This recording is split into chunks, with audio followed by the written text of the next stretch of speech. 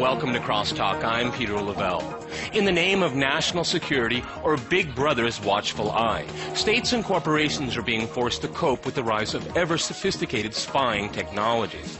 What is the best way to counter these threats, and what role do spies play today?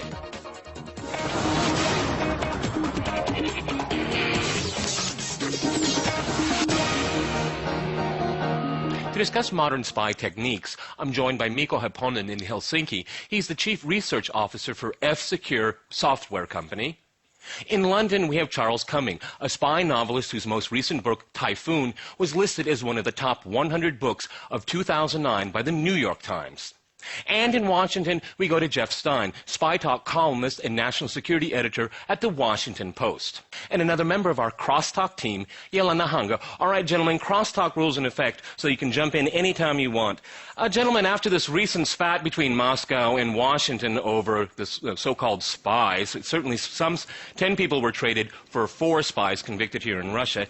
What does this tell us about the value of human spies? Is it really worth the effort, the cost to invest in these kind of operations, illegals as they're called, and for like the FBI to be watching them? Is it cost effective? Do they really get what they need? If I can go first to you, Jeff, how do you answer that?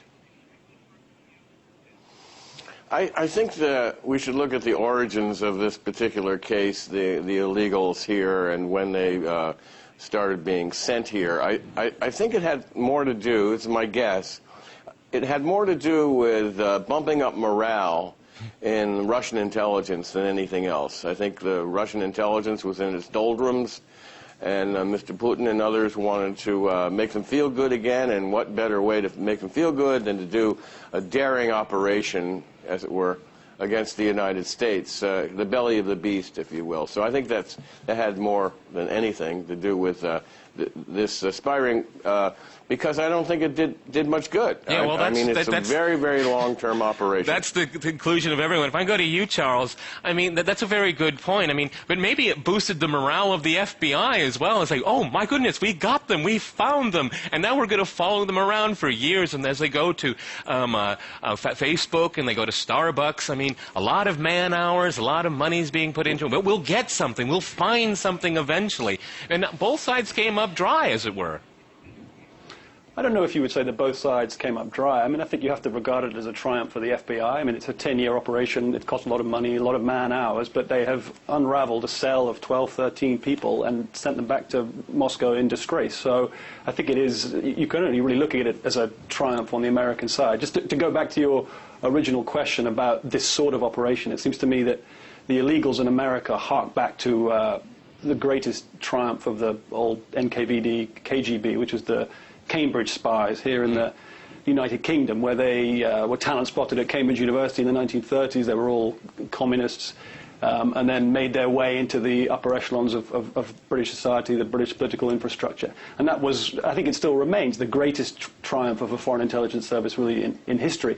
This is, there's then another type of human intelligence, which is the recruitment one-on-one of people in positions of sensitivity, and I think there's still an enormous scope for that kind of activity, the sort of old-fashioned running of an agent. Charles, I think the comparison is very interesting, but at least at Cambridge, they really did borrow their way into the foreign policy establishment of Britain and knew about Western intelligence in general.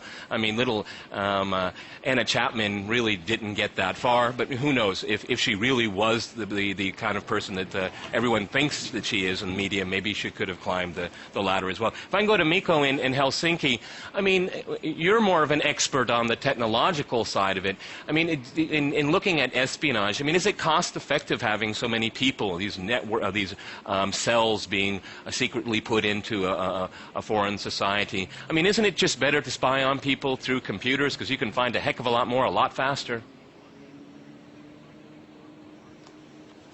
Quite a few people were surprised that, you know, something like this happened now in 2010. I mean, this is old-school spying, the kind of activity that has been going on for decades, and as we see, it's still going on today.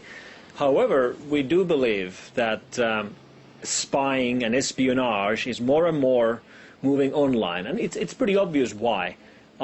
Spying is basically collecting information, and information used to be something physical. It used to be something that was on paper, which was locked in a cabinet, and if you wanted to get access to that information, you had to physically go there and get that paper or copy that paper.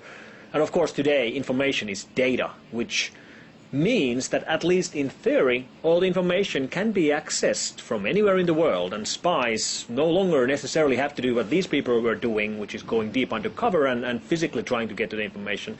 You can do, in many cases, do the same thing online.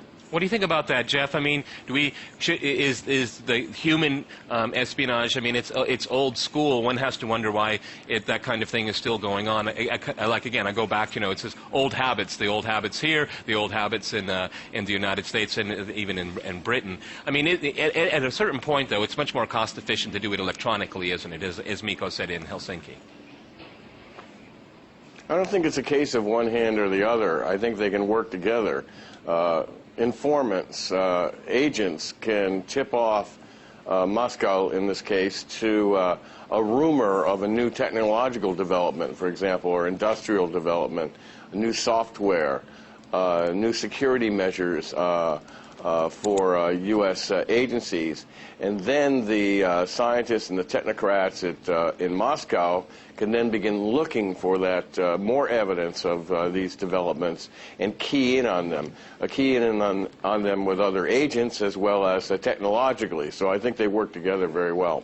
Okay, if I can go to you, Charles, I'd like to, before I ask you a question, I'd like to point out that, even the United States does spy on countries too. I mean, this particular venture, we have this alleged cell. I mean, to what degree what they really did, we may never really know. But it's not a one-way street. I mean, both countries are spying on each other, even allies of the United States. Israel spies on the United States. So it's still a very common thing. But if I can ask you, Charles, is it a complement, the rising technological side and still the human element that we just saw over the last few weeks? Well, I think that Mikko is correct that increasingly espionage is going online, but that may be more in the area of industrial espionage, cyber attack, and so forth.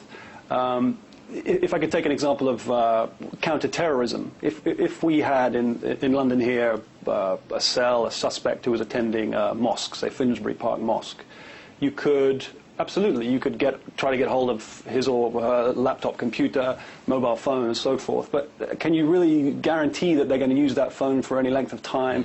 Can you guarantee that the information coming out of that laptop is accurate? It's not a smoke screen? I still believe, I firmly believe, and I know that this view is shared by the intelligence community here in London, that the only really guaranteed way of getting close to the truth of what somebody intends to do in the future is to have somebody alongside them who talks to them and who can listen to them and decipher whether or not what they're saying is the truth. I think that obviously mobile phone triangulation and so forth is invaluable, but as part of a package which also includes human intelligence.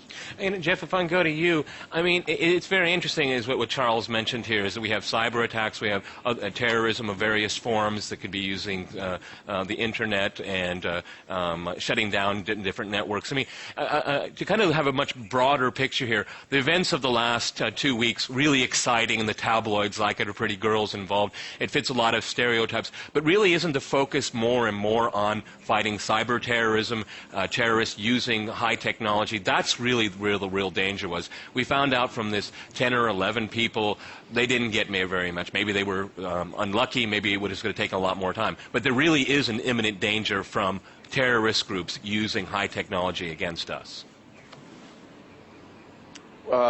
That's true. However, these spies were really sent here to be spotters. I think that's our general consensus. They were here to look for potential talent that others could assess more closely, and then Moscow would send in a heavy, if you will, to recruit them. And they were not supposed to really show their hand as spies, being collecting classified documents and so on. But yeah, it's, again, not on the one hand, on the other. We have this really terrible cyber threat to our infrastructure here. And ironically, we don't seem to be really grappling with it as a nation. I think we really are. We're going to get around to it. We'll talk about that in the next part of the program. I think they really are beginning to get around it right now. Mikko, if I can go to you before we go to the break here, do you think that